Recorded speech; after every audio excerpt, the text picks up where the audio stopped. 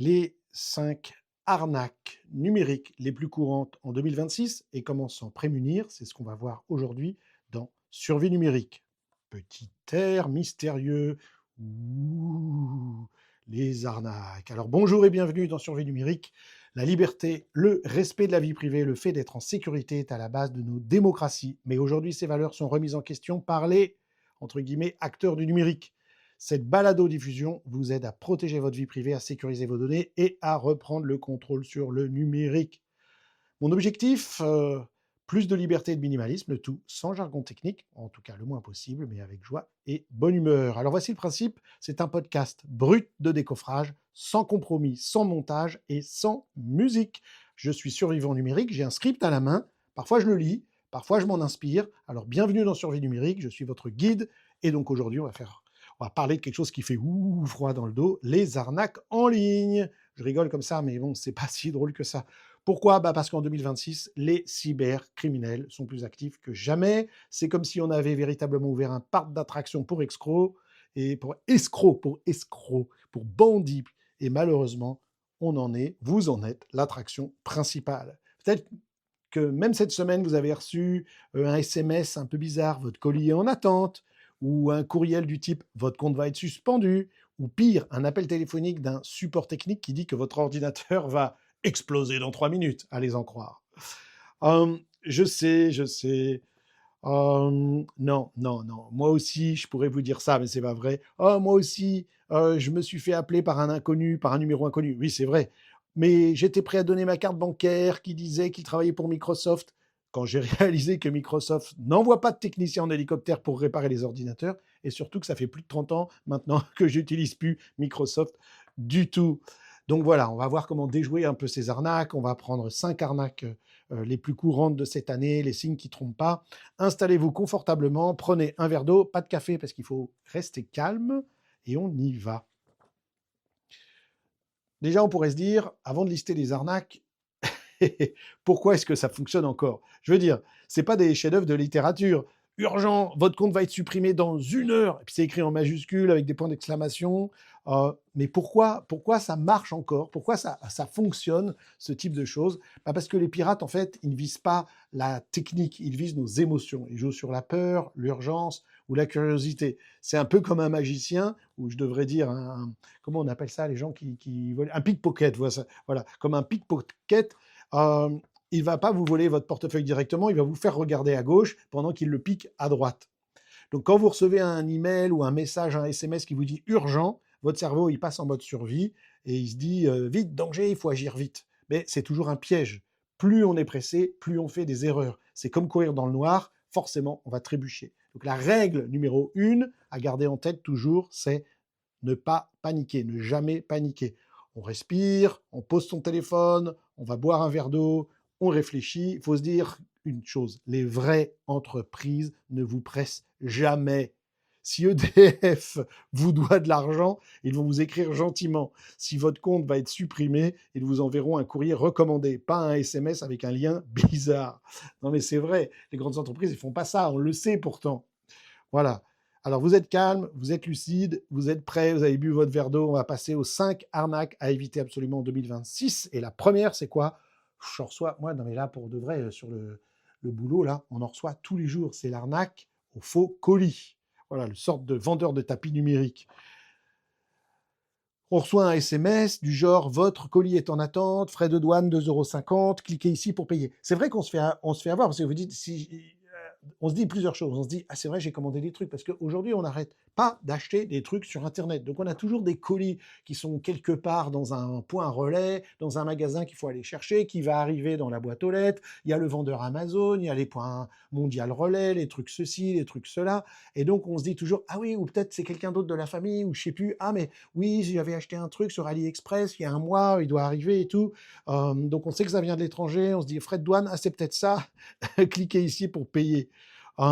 C'est vrai, et puis évidemment, ils se font passer pour des imitations avec une sorte de logo de la Poste, où des fois c'est hyper bien fait, mais dites-vous bien que la Poste, ils ne demandent jamais de paiement par SMS pour les frais de douane, ça n'existe pas. Ils arrivent à votre porte, toc toc toc, vous voulez votre colis, vous payez là, il y a un monsieur, il y a une madame, et vous avez un reçu. Donc la Poste, DHL, Amazon, aucun transporteur sérieux ne vous envoie un SMS avec un lien de paiement. Ça n'existe pas. Alors, des fois, on peut avoir un doute. Et c'est vrai que des fois, les arnaques sont hyper bien faites. On peut avoir un doute, même si, dans le principe, ça n'existe pas, ce type de démarche de la part de ces transporteurs. À ce moment-là, admettons que vous dites: ah, j'ai peut-être commandé un truc sur Amazon ou sur AliExpress. Pas bien, mais bon, bref. Dans ce cas-là, vous allez sur Amazon, vous ne cliquez pas sur le lien du SMS qui vous est envoyé ou sur le lien de l'email qui vous est envoyé. Vous allez dans votre navigateur Internet, vous l'ouvrez tout neuf, tout propre, vous tapez amazon.fr ou aliexpress.com, vous vous connectez à votre compte manuellement et ensuite vous vérifiez est-ce qu'il y a un colis en attente ou quoi. Vous allez le voir à ce moment-là. Vous allez le voir tout de suite. Donc, si c'est un doute sur La Poste ou DHL ou quoi, vous ne cliquez sur aucun lien, vous allez sur le site de La Poste, puis ensuite, quand vous êtes sur laposte.fr ou sur DHL ou sur, il y a plein d'autres transporteurs aujourd'hui, vous allez cliquer sur Suivre mon colis et vous mettez votre numéro de colis ou le fameux numéro de colis faux, numéro de colis présumé que vous avez reçu dans le SMS ou dans l'email, et vous mettez ce numéro de colis, vous allez voir qu'il n'y a rien qui apparaît, et s'il y a quelque chose qui apparaît, c'est donc c'était pas une arnaque. Donc évidemment, la solution, quand vous avez ce genre de truc, supprimez le SMS, ne cliquez jamais. Et si vous avez un doute, pourquoi pas appeler le service client, vous appelez Amazon, j'ai reçu ça de votre part, est-ce que c'est vrai? Ou voilà, même si c'est difficile des fois de trouver les services techniques. Bon, vous êtes prêts pour l'arnaque numéro 2? L'arnaque numéro 2, c'est le faux support technique, le plus dangereux financièrement. En fait, c'est ça. Alors, ça va être que pour les gens qui utilisent Microsoft Windows. C'est une catastrophe, mais on ne devrait pas. Mais vous avez tout d'un coup une fenêtre qui s'affiche sur votre écran du style votre ordinateur est infecté par un virus. Appelez le 00 machin truc. Voilà, immédiatement. Appelez immédiatement. Non, votre ordinateur ne va pas exploser, ça n'existe pas, ça n'arrive pas, donnez pas votre carte bancaire à qui que ce soit. Microsoft, Apple, Google ne vous appellent jamais pour un problème technique. Ça n'arrive pas, ça n'existe pas. Si quelqu'un vous appelle en disant « je suis de Microsoft », vous savez que c'est à 100% un menteur. Donc jamais on donne sa carte bancaire à qui que ce soit à distance de toute façon. Ça, c'est un principe. Donc fermez la fenêtre. Si l'écran est bloqué, redémarrez l'ordinateur. Et si vous voulez vraiment être tranquille contre ces histoires de virus et de piratage comme ça, à terme, prenez les choses sérieusement. Il faudra abandonner Windows, abandonner macOS et puis installer un système d'exploitation libre, sécurisé, ergonomique, confidentiel comme Linux. C'est gratuit, c'est plus respectueux et sûr. Voilà. Mais on en parlera une autre fois. Ce n'est pas le sujet de ce podcast-là. Pour l'instant, vous fermez la fenêtre, vous n'y allez pas, n'en tenez pas compte. C'est difficile parce qu'il joue sur nos émotions. Bon, roulement de tambour, arnaque numéro 3, la fausse facture. Alors là, ça vise plutôt les pros et les particuliers, cette histoire de fausse facture. Vous recevez un email qui fait très professionnel avec un objet facture impayée numéro 2026, nanana, action requise. Et souvent, il y a une pièce jointe en PDF qui est mise. C'est un cadeau empoisonné. Il ne faut pas l'ouvrir parce que vous dites « Ah, je vais vérifier ce PDF ». Mais en fait, dans le corps de l'email, il n'y a rien d'autre que facture, machin, urgent ou important, etc. Et si vous cliquez sur le PDF, c'est un poison, c'est du poison, c'est-à-dire c'est un virus. Donc, il ne faut pas cliquer dessus. En fait, parce que un pirate peut mettre un fichier qui s'appelle, je ne sais pas quoi, PDF, mais en fait, ce n'est pas un PDF, c'est un virus qui va s'ouvrir. Et éventuellement un PDF, mais dans lequel il y a des mauvaises adresses, des mauvais codes, etc. Donc, voilà comment il faut faire, en vrai. Quand vous recevez ce genre de mail, bon déjà c'est louche, personne ne va vous envoyer un mail avec juste veuillez payer la facture, point. Il y a toujours beaucoup plus. Et ça doit être lié à quelque chose que vous savez que vous avez acheté ou quoi que ce soit. Mais regardez l'adresse de l'expéditeur.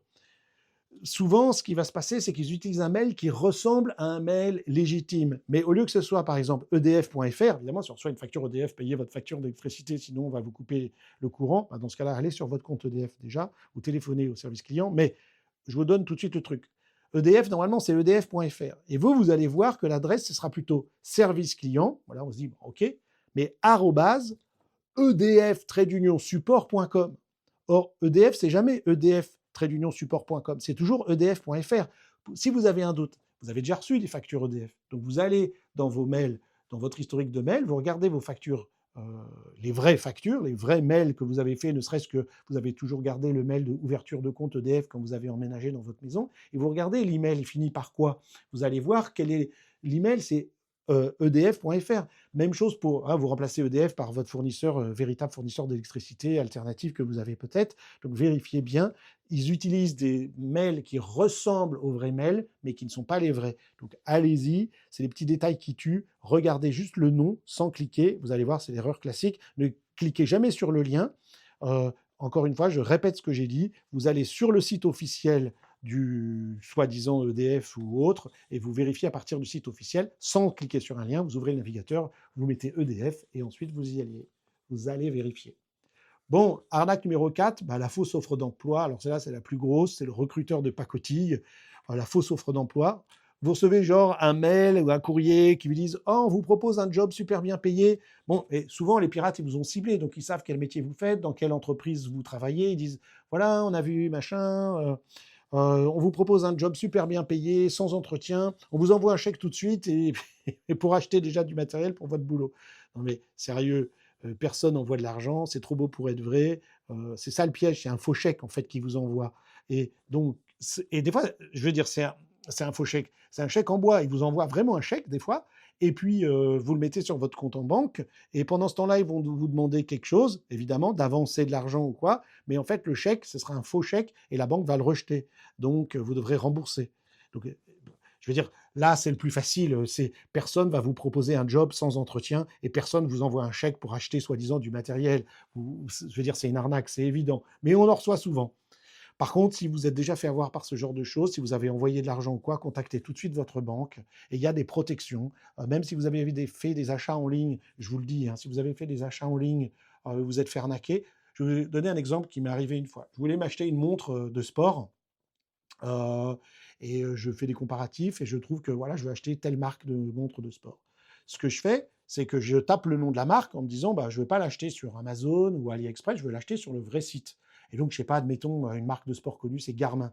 Je ne sais plus si c'est cette marque ou une autre. Bref, je tape Garmin dans un moteur de recherche et je vois le site garmin.fr, un truc comme ça. Je clique, super bien fait, il y a toutes les montres Garmin et tout. Je sélectionne ma montre, je mets dans le panier et c'est genre 200 ou 300 euros. Je paye et puis ensuite, plus rien ne se passe. Je ne reçois pas de mail de confirmation, je reçois rien, je reçois rien. Il y a un pseudo-mail, j'écris, il n'y a rien, il n'y a pas de compte, il n'y a rien. Et là, je réalise en faisant une recherche que le vrai site Garmin, c'est pas garmin.fr, c'est garmin.com/fr pour voir en français. Et qu'en fait, il existe plein de faux sites de marques qui aspirent le vrai site, c'est-à-dire que c'est la copie conforme de la page d'accueil du site, mais à l'intérieur, c'est faux. Évidemment, pourquoi je me suis fait avoir? La montre, elle était à 200 euros, alors que sur Amazon, elle est à 300 euros. Je dis, ouais, c'est 100 euros moins cher sur le site du fabricant, je l'achète directement sur le fabricant. En fait, c'est un faux site. Et donc, je me suis fait arnaquer de 300 euros. Je connais quelqu'un d'autre qui s'est fait avoir en achetant des trucs sur des sites aussi comme ça qui sont des faux sites. Donc, première chose, j'ai appelé la banque et là, ils m'ont dit qu'il faut faire une procédure spécifique en ligne pour porter plainte et tout. Et ensuite, puisque j'ai payé avec une carte, nos cartes bleues, nos cartes bancaires, nos cartes Visa, nos cartes Mastercard viennent avec une garantie. Il faut le savoir. Donc, une fois que vous avez porté plainte sur le site de je ne sais plus quoi en ligne, et ma banque m'a remboursé les 300 euros. Voilà, il m'a remboursé les 200 euros, je ne sais pas combien j'ai payé, et finalement, je n'ai pas acheté cette montre. Mais voilà, donc ça, c'est un piège, les faux sites, et il y en a de plus en plus, des faux sites officiels où vous croyez acheter sur le vrai site, mais ce n'est pas un vrai site. Donc voilà, c'est un truc, la banque est censée il va vous demander une démarche, il faut faire telle et telle démarche, prouver, envoyer le lien du site, prouver que c'est un faux site, quel mail vous avez reçu si vous en avez reçu. Donc évidemment, ça prend un petit peu de temps, mais j'ai récupéré la bêtise que j'ai faite et maintenant je suis beaucoup, beaucoup plus prudent. Voilà. On peut passer, et pour moi c'est très important de vous en parler, à l'arnaque numéro 5 qui concerne nos ados, nos enfants. C'est quoi? C'est ce qu'on appelle le grooming. Le grooming sur les jeux vidéo. Je vous explique. C'est vos ados, ils jouent peut-être à des jeux vidéo où ils jouent en réseau. Il y a des jeux connus comme Roblox par exemple.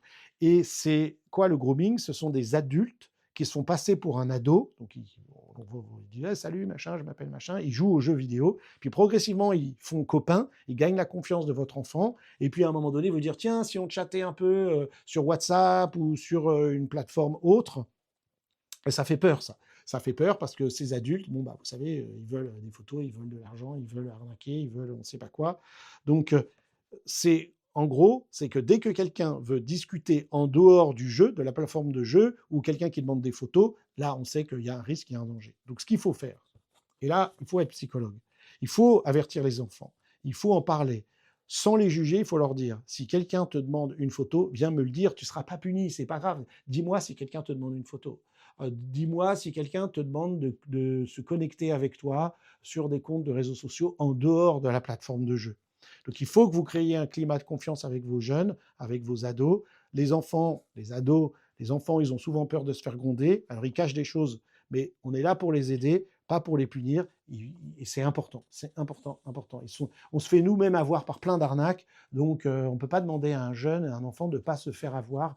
C'est très difficile, surtout que les gars, ils font pas ça, genre on a fait qu'une partie avec le gamin, et puis tout d'un coup, ils disent donne-moi des photos. Non, et ils jouent avec depuis plusieurs semaines, ils sont devenus un bon copain, il utilise un pseudo, il l'encourage, il le laisse gagner, il l'aide dans le jeu vidéo et tout. Donc ils ont créé un climat depuis parfois plusieurs semaines de confiance. Et tout d'un coup, ils dévient. Ils sont très très forts, hein, ces gens-là. Donc attention.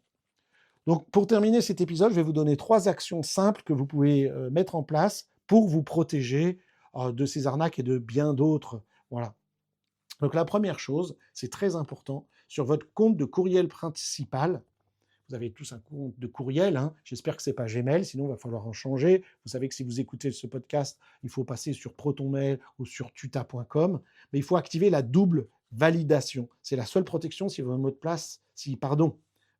passe est volé. C'est comme un peu mettre une deuxième serrure sur la porte. Même si quelqu'un a la clé, il ne peut pas entrer sans le code secret.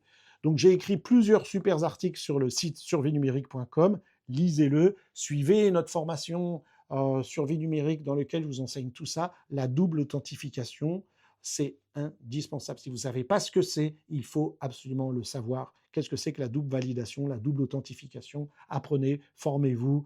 C'est indispensable aujourd'hui, indispensable.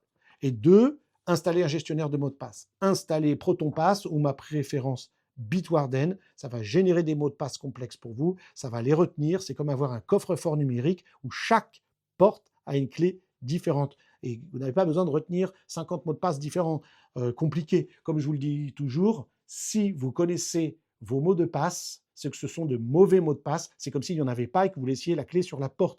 Un mot de passe de 8 chiffres ou lettres ou quoi, c'est moins d'une seconde pour le craquer par un pirate. Moins d'une seconde. C'est comme s'il n'y en avait pas.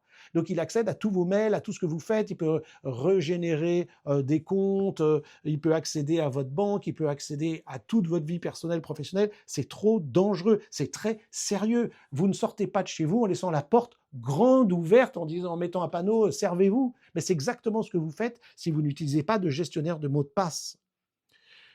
Action numéro 3, hein, qui est plus psychologique, dès qu'on a un doute, on s'arrête, on respire, on boit un verre d'eau, on prend son temps et on vérifie. On ne clique pas, on va sur le site officiel, on appelle l'entreprise sur un numéro connu, on écrit à l'entreprise avec un email connu, on va en ligne, on se connecte, on doute, on vérifie et on arrête de cliquer comme des malades.